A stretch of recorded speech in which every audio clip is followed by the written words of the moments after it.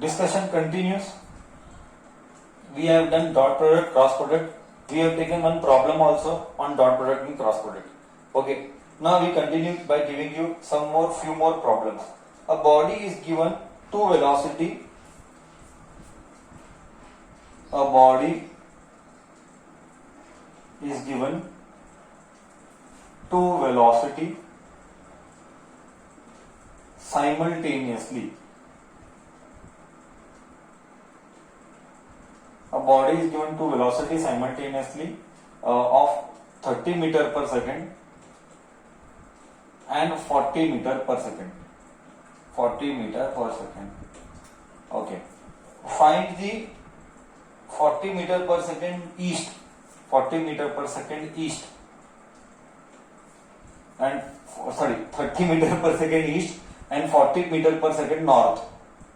North. Find the resultant velocity. Find the resultant velocity. Find the resultant velocity. Okay. A body is given two velocity simultaneously of 30 meter per second and 40 meter per second simultaneously. Find the resultant velocity. Let me do. See, एक body है ऐसा, इसको दो velocities दिए गए. Okay, एक body है मास m, इसको दो वेलोसिटीज दिए गए. एक 30 मीटर पर सेकेंड किधर ईस्ट में, ये ईस्ट है, ये आएगा 30 मीटर पर सेकेंड. और एक इधर है नॉर्थ है, तो ये आएगा 40 मीटर पर सेकेंड. तो इसको मैं बुलाऊंगा v1, इसको मैं बुलाऊंगा v2. ये v1 है, वो v2 है. ठीक है. अब आगे डिस्कशन कंटिन्यू करते हैं. दो वेक्टर के बीच का एंगल क्या है? 90 डिग्री. तो resultant v resultant is given by v1 square plus v2 square plus 2v1 v2 cos theta. I'll give half a minute time. Tell me answer. It is oral.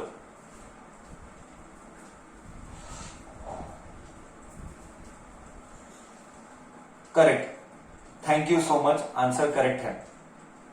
Thank you so much. Answer correct है और answer आता है 50. बहुत अच्छे. Answer आ रहा है 50. ठीक है.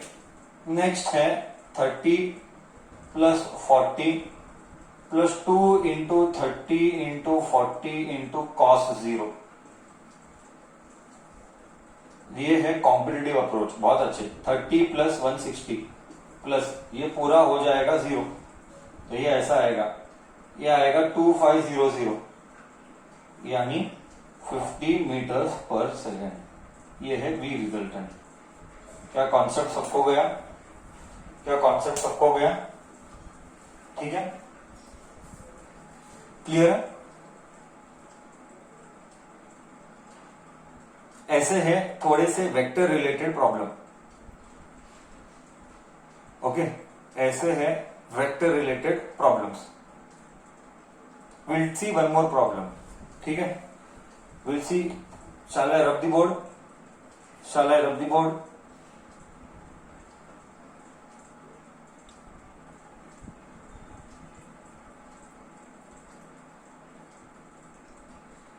ओके,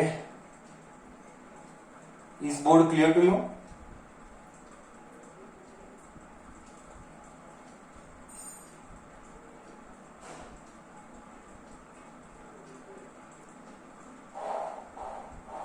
यस, मैक्सिमम बच्चों को मैसेज आ रहा है. Yes,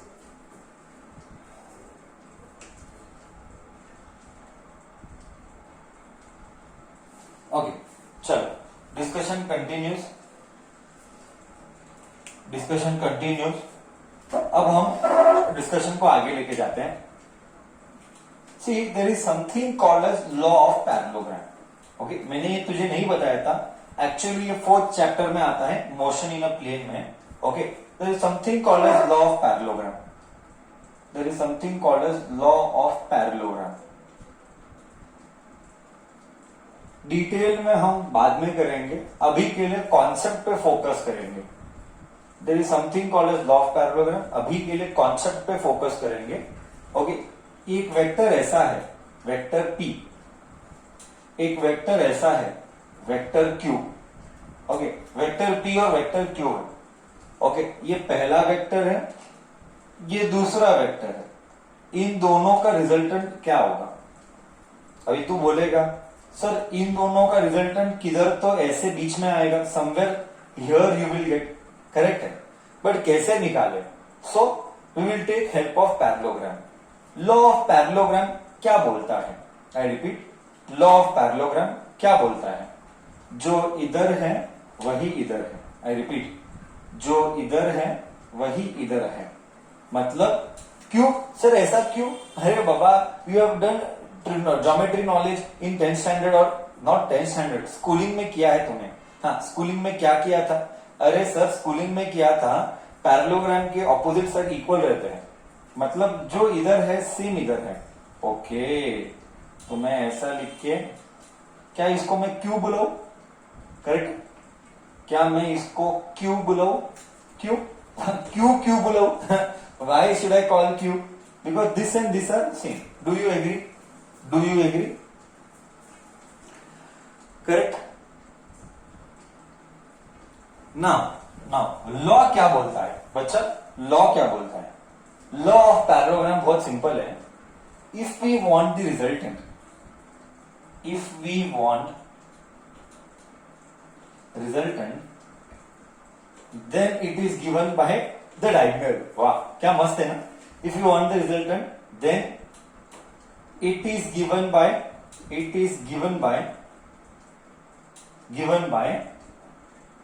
joining the diagonal. Joining the diagonal of parallelogram. क्या अब तुझे एहसास होता है? अरे साला, ज्योमेट्री का जन्म भी फिजिक्स के लिए हुआ था रे. हाँ, ज्योमेट्री का जन्म भी फिजिक्स के लिए हुआ था रे, है ना. देख इधर, अब कैसे मैं दिखाता हूं कैसे. हाँ, मैं दिखाता हूं कैसे. ये है डायगोनल और यही है रिजल्टेंट. पता है तुझे, मैं तेरे को कुछ मस्त बोलता हूं. ये डॉट ज्वाइन कर, dot dot dot dot dot, ये ज्वाइन किया. इसी, लिसन केयरफुली, इसी के बलबूते means on the basis, on this basis or only when we do the derivation, we'll do, this is the 5 mark derivation, very important for final exam for 11th standard bacha. We will not do it now, we will do in chapter number 4 when actually it comes. We are here only to gain the right knowledge. मैंने derivation किया था, r is equal to p square plus q square plus 2pq cos theta. ये जो derivation है, इसका derivation इसी से किया गया है, वही हमको यही एग्जाम में आता है, वही डेरिवेशन हम बाद में देखने वाले हैं. इसी नॉलेज से ये डेरिवेशन आया है. ओके, इसमें पूरा ट्रिग्नोमेट्री आएगा. क्या क्या आएगा देख, dot dot dot dot dot dot dot dot dot dot dot dot, ये ऐसा एक ऐसा, तो ये थीटा है, ये अल्फा है. ये सब हम डेरिवेशन बाद में करने वाले हैं, सब बाद में करने वाले हैं. ठीक है, तो ये था लॉ ऑफ पैरेललोग्राम का डेरिवेशन. सर आप कहना क्या चाहते हो? कहना यही चाहता हूं, अगर दो वेक्टर है तो तू दो वेक्टर को ज्वाइन कर और उसको थर्ड वेक्टर से क्लोज करना. Slowly I will tell. अगर हमारे पास दो वेक्टर है तो तू दो वेक्टर को ज्वाइन कर, दो वेक्टर को ज्वाइन करने के बाद उसको ट्रायंगल के जैसे क्लोज कर. इसीलिए ट्रायंगल लॉ भी है, हम वो भी बाद में देखने वाले हैं. बट ट्रायंगल लॉ का प्रॉब्लम ये है कि उसको कोई फॉर्मूला नहीं है, इसीलिए हम ये ले रहे हैं पैरेललोग्राम लॉ. सिंपल है, मैं दिखाता हूं. देख, एक वेक्टर ऐसा है और एक वेक्टर मान ले कि ऐसा है. बहुत सिंपल. एक ऐसा ना, ये पहला है, ये दूसरा है. अब दोनों वेक्टर को ज्वाइन कर, एक के बाद एक. ज्वाइन बोथ द वेक्टर, एक के बाद एक. पहला वेक्टर ऐसा था, ये दूसरा वेक्टर ऐसा था ना, ज्वाइन, ये पहला ये दूसरा. अब इसको क्लोज कर, ये क्लोज कर दिया. ओके, इसको क्लोज कर दिया तो ये रिजल्टेंट हो गया. समझा? बट ये तो ग्राफिकली है. तू पूछेगा सर ये तो ग्राफिकली है ना. हाँ बच्चा, ये ग्राफ वाइज है, बट रियल में ग्राफ तो आएंगे नहीं, जिंदगी में नहीं आएंगे ग्राफ के ऊपर क्वेश्चन. ओके, बट इसको कैसे सॉल्व करना, फॉर्मूला है. इसको कैसे सॉल्व करना, वो फॉर्मूला हमारे पास है। अच्छा, कोई मेरे को और पूछेगा सर 3 वेक्टर रहे तो, सर 4 वेक्टर एट ए टाइम रहे तो? मैथमेटिकली तो नहीं आएगा, एनालिटिकली मतलब मैथमेटिकली नहीं, ग्राफिकली कर सकते हैं, उसके लिए लॉ ऑफ पॉलीगॉन करेंगे, बट ग्राफिकली के क्वेश्चंस आते नहीं है, हमको करना है। तो 3 वेक्टर है, तो मैंने लास्ट टाइम भी बोला था, पहले 2 वेक्टर का आंसर निकालो, फिर उसको और तीसरे वेक्टर को वापिस से 2 अलग वेक्टर अज्यूम करो एंड और एक बार आंसर निकालो।